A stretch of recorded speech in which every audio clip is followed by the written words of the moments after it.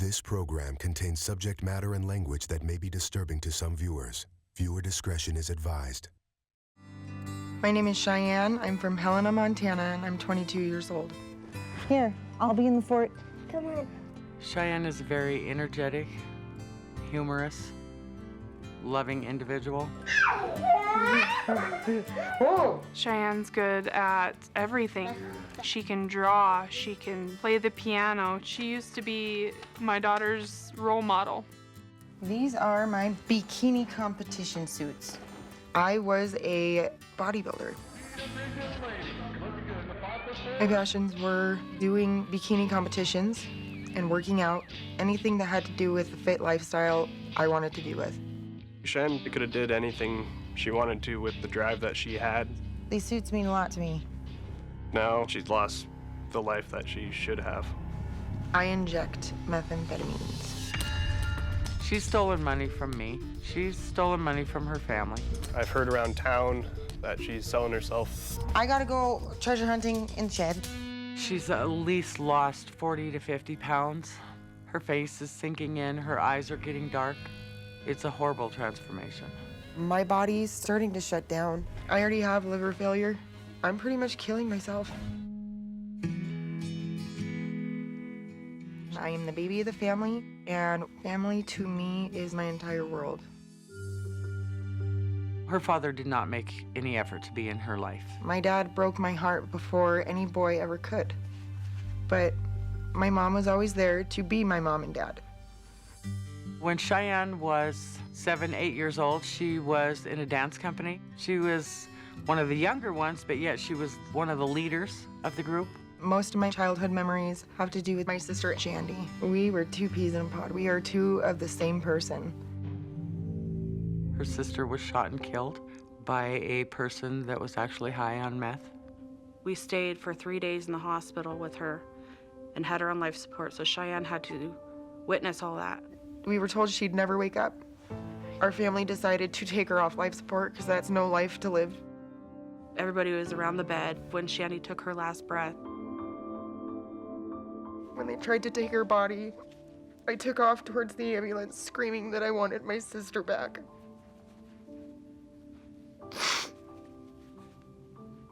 She was my best friend. Cheyenne didn't really process it like the rest of us. At the time, I think Cheyenne actually kind of shut down. About a year after Shandy's death, Cheyenne started having a lot of body pains, and it was severe pain in her back and hips. Ankylosing spondylitis is a form of rheumatoid arthritis. My bones are fusing together. It's severely painful. It has to be controlled with chemo drugs. There is times where Cheyenne would wake up and she would start limping one day. I have watched her where she can't even walk.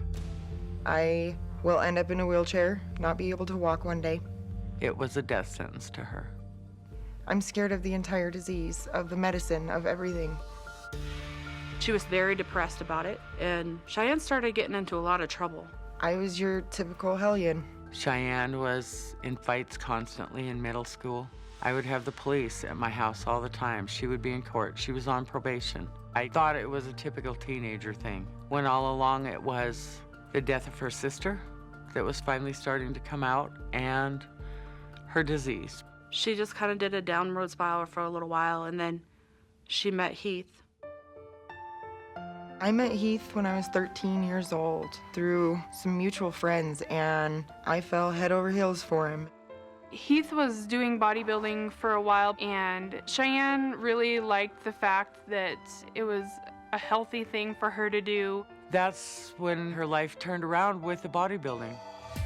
I started getting her into the gym with me, and then it became something that we did together every night. Him and her spent all the time at the gym and always on diets. It seemed to help Cheyenne's medical condition. It helped her move around more and be more active. She was doing amazing, and she looked fantastic, and she looked healthy, and she looked happy. He had my back and I had his. Eventually, Cheyenne asked Heath to marry her. The love that we had for each other, we didn't think we were ever gonna not be together.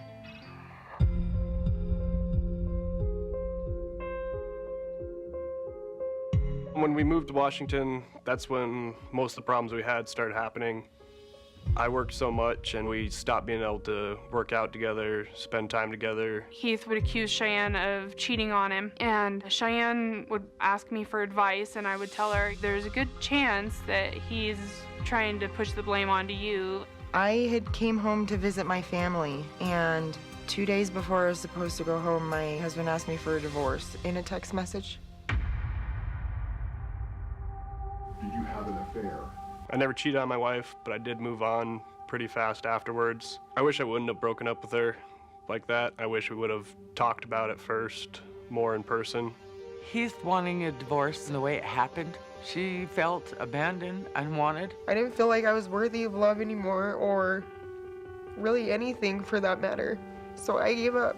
I gave up everything. Her whole life came crashing down in front of her.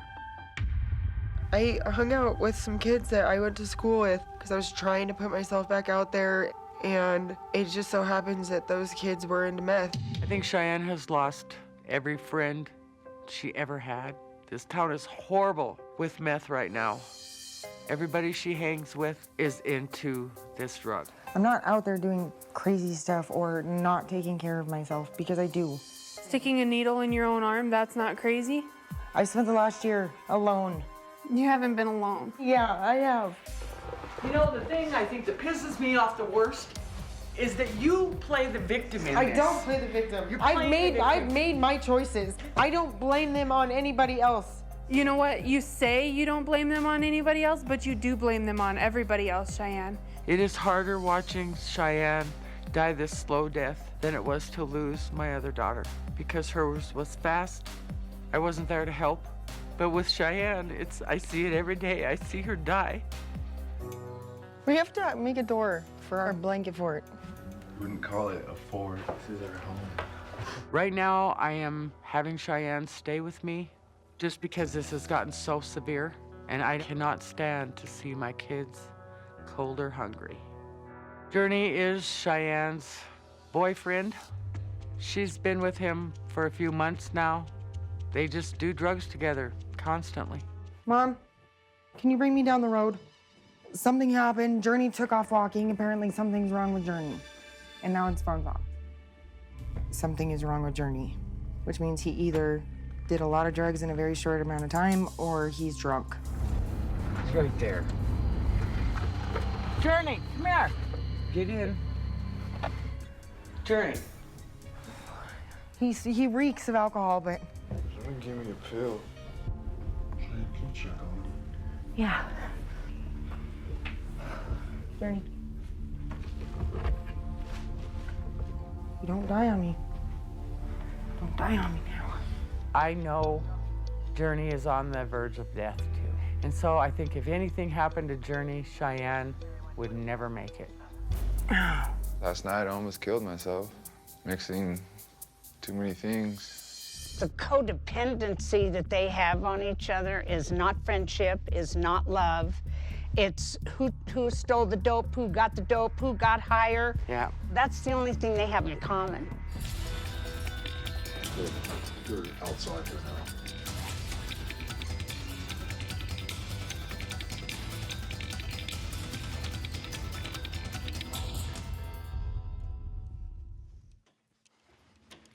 Jay. Hey, guys.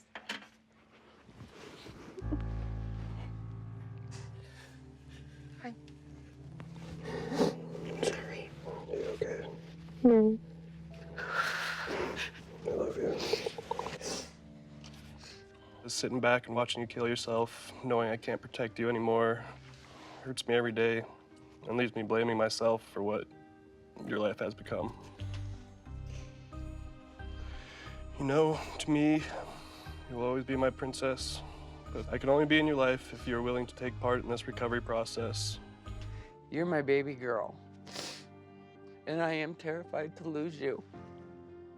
When we stood over Shandy in our home, feeling that last heartbeat, seeing and feeling what we knew was her last breath, you all screamed and begged for me to save her, and I couldn't.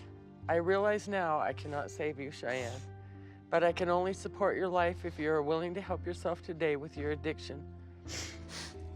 Just as I sit here with the only thing that I have left of your sister, these ashes. If you choose to continue on this road, I have no other choice than to move on with my life without you. You will no longer have a place that you can call home. I'm going through withdrawals right now. I'm really sweaty and just don't feel very good. My hope for you is that one day you will value yourself as much as I value you, and that you will learn to love yourself as much as we love you. Cheyenne, will you please accept this gift that we are offering you today?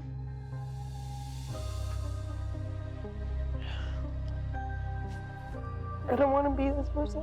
I know you don't.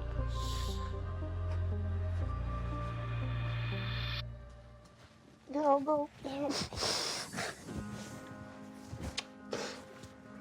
love you so much. I love you too. Thank you guys. But I know this is the best thing ever for her. Hi. Welcome to Cypress Lakes Lodge. I'm Cheyenne. I've been sober for 65 days, and it feels like a whole new way of life that I'm learning how to live. Physically, I'm feeling pretty good. I do exercise about 2-3 times a week. Emotionally, it's been a roller coaster. It's still hard to deal with my emotions in the right way, so I'm learning how to do that here. The best part of recovery for me is that I get to live a happy life again. I don't have to be miserable anymore.